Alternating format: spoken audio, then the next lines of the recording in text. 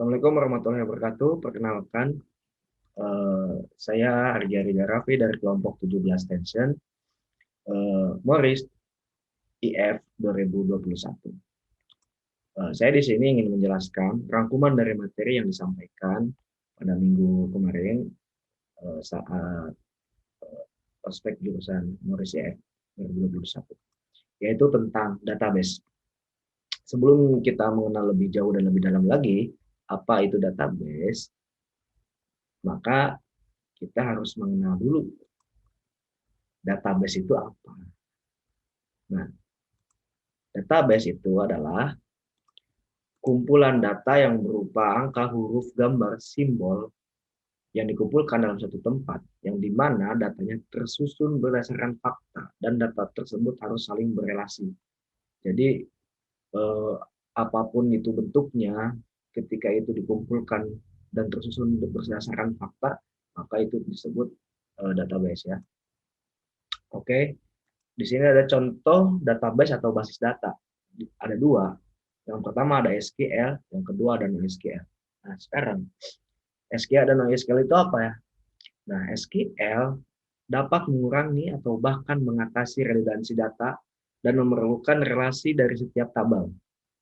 Contoh, MySQL, PostgreSQL, MariaDB, OracleDB.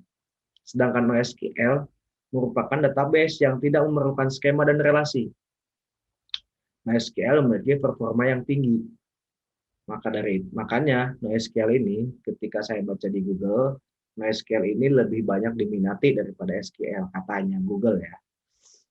Nah, contoh dari NoSQL ada MongoDB, Firebase, CouchDB, Cassandra, dan Redis. Nah, lalu pertanyaan selanjutnya yang timbul adalah bagaimana bisa kita berkomunikasi atau bagaimana kita bisa mengelola database dan kumpulan data itu. Makanya ada yang disebut dengan SQL Server Commands. Nah, SQL Server Command ini ada tiga. Yang pertama DDL, ada DML, ada DCL. Nah, DDL itu Data Definition Language, DML adalah Data Manipulation Language, sedangkan DCL adalah Data Control Language. Nah, apa itu DDL, DCL, dan DML? Kita bahas selanjutnya ya. Nah, DDL. DDL ini Data Definition Language. Data Definition Language ini adalah perintah atau query dalam SQL yang berfungsi untuk membuat dan membangun database dan membuat tabel itu sendiri. Jadi membuat database dan membuat tabelnya. Jadi perintah ini berguna untuk membuat kerangka dari data yang akan dibuat. Nah, ketika kita ingin membuat database dari awal banget gitu ya. Pertama kali yang dilakukan adalah ini, menggunakan DDL, itu Data Definition Language. Contoh perintah DDL pada SQL ada tiga. Yang pertama create, alter, sama drop. Nah, create itu adalah pembuatan database, tabel, user, dan berbagai perintah SQL lainnya guna membuat kerangka database. Nah, itu create. Nah, yang kedua ada alter. Alter ini adalah untuk mengubah struktur tabel yang telah dibuat. Jadi ketika kita meng-create dan ternyata ada kesalahan misalkan typo atau apa, maka menggunakan alter. Nah, yang terakhir ada drop.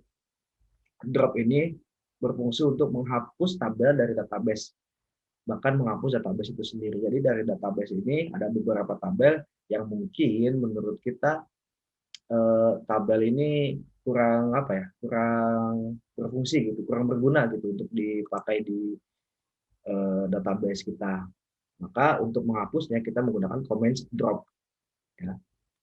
Selanjutnya ada DML. DML itu adalah Data Manipulation Language. Data Manipulation Language ini adalah perintah atau query dalam bahasa pemrograman SQL yang digunakan untuk memanipulasi data dalam database. Jadi DML ini berfungsi untuk mengatur recordnya, mengatur record dari tabel itu. Jadi ada perintah ya, contoh perintah DML pada SQL yaitu ada insert, select, update, dan delete. Nah, insert ini untuk kita menginputkan atau memasukkan data baru ke dalam sebuah tabel. Jadi ketika ada data baru yang ingin diinputkan, maka kita menggunakan comments insert. Nah, untuk comment select itu untuk kita memilih dan menampilkan atribut data dari tabel. Jadi ketika ada tabel nih banyak gitu atributnya, kita hanya ingin menampilkan misalkan namanya aja. Nah, maka kita eh, menggunakan comment select. Jadi select nama gitu. Nah, update ini untuk merubah atau memperbarui data dari tabel. Nah, jadi ketika kita ada pembaruan dari data yang kita punya, maka kita menggunakan comment update. Nah, yang terakhir ada delete ya, ini untuk menghapus data dari tabel. Jadi jika dirasa data itu sudah tidak berguna atau memang mungkin mengharuskan untuk dihapus, maka kita menggunakan comments delete. Nah, selanjutnya ada DCL atau Data Control Language. Data Control Language adalah sebuah perintah dalam SQL yang berguna untuk pengontrolan dan manipulasi dari hak akses database itu sendiri. Sederhananya, Data Control Language atau DCL berfungsi untuk mengontrol hak akses atau privilege dan memanipulasi user database. Contoh, ada grant. Grant ini memberikan hak akses oleh admin ke salah satu user atau pengguna. Jadi ada nanti orang yang seharusnya dia tidak bisa mengelola database, tapi dengan komen grant ini dia bisa mengelola database gitu. Nah, yang kedua istilahnya apa ya? Namanya hak istimewa gitu, hak istimewa. Nah, yang kedua ada revoke. Revoke ini mencabut hak akses dari satu user. Jadi kita ya, apabila kita udah merasa kalau yang diberikan hak akses tadi udah cukup waktunya gitu, maka kita bisa mencabut lagi dengan komen revoke. Nah, lalu apakah SQL ini bisa menggabungkan data dari dua tabel yang berbeda? Apakah SQL bisa menggabungkan data dari dua tabel yang berbeda? Jadi apakah bisa gitu SQL ini ada tabel banyak nih, kita mau menggabungkan semua datanya kayak tabel pembeli dengan pembelian, apakah bisa kita menampilkan semuanya gitu. Maka di sini ada yang namanya join in SQL. Nah, join adalah cara untuk menggabungkan data dari tabel melalui sebuah kolom yang menghubungkan mereka atau PK dan FK. Mereka ini PK dan FK ya. Primary key dan origin key. Ada beberapa jenis join. Nah, yaitu ada inner join. Inner join, inner join ini menampilkan semua data yang mempunyai nilai sama. Misalkan ada tabel A dan tabel B. Di sana ada alamat gitu ya, kabupaten. Nah, kita mau inner join, artinya tabel A dan tabel B ini kita ingin menampilkan data alamat. Nah, alamat yang sama, misalkan Kabupaten Pangandaran gitu ya, saya tinggal. Nah, dia akan menampilkan semua kabupaten data yang ada Kabupaten Pangandaran gitu, yang orang yang alamatnya di Kabupaten Pangandaran gitu. Nah, yang selanjutnya adalah left join. Nah, left outer join akan mengembalikan seluruh baris dari tabel sebelah kiri. Hanya baris dari tabel di sebelah kanan yang memenuhi kondisi join. Nah, yang selanjutnya ada right join.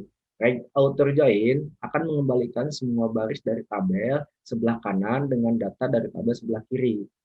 Nah, full join adalah akan mengembalikan seluruh baris dari kedua tabel yang dikenakan termasuk data yang bernilai nol.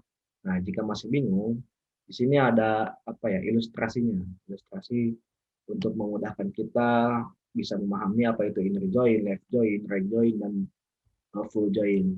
Nah, ini yang inner join. Jadi inner join itu akan menampilkan data yang sama gitu ya. Sedangkan right join itu dia akan menampilkan data semua baris data yang kanan termasuk data yang sama dari baris yang kiri. Nah, begitu juga dengan left join. Nah, sedangkan full join ini dia akan menampilkan semua datanya gitu. Jadi data A dan data B semuanya akan ditampilkan gitu. Itu full join. Nah, selanjutnya di sini ada stored Prosedur. Storage prosedur adalah kumpulan pernyataan atau prosedur SQL yang disimpan dalam database. Storage prosedur dapat menerima parameter, dan Anda dapat mengatur variabel, menulis pernyataan, if, dan lainnya dalam storage prosedur. Jadi dalam storage prosedur ini Anda bisa menulis pernyataan logika kayak if, else, dan lain-lain. Ada fungsi juga. Di sini ada fungsi atau function. Di bahasa pemrograman adalah kode program yang dirancang untuk menyelesaikan sebuah tugas tertentu dan merupakan bagian dari program utama. Yang terakhir adalah trigger. Trigger harus dipertimbangkan ketika kode ini digunakan untuk mengotomatisasi perubahan yang spesifik untuk database atau pengolahan data. Log audit adalah contoh penerapan dari trigger. Nah, jadi teman-teman sekalian, itu saja yang bisa saya sampaikan. Karena ini adalah rangkuman untuk teman-teman yang merasa kurang jelas dengan penjelasan saya, bisa mencari sendiri di Google dan YouTube, banyak sekali materi tentang database ini. Maka dari itu, sekian dan terima kasih. Oke.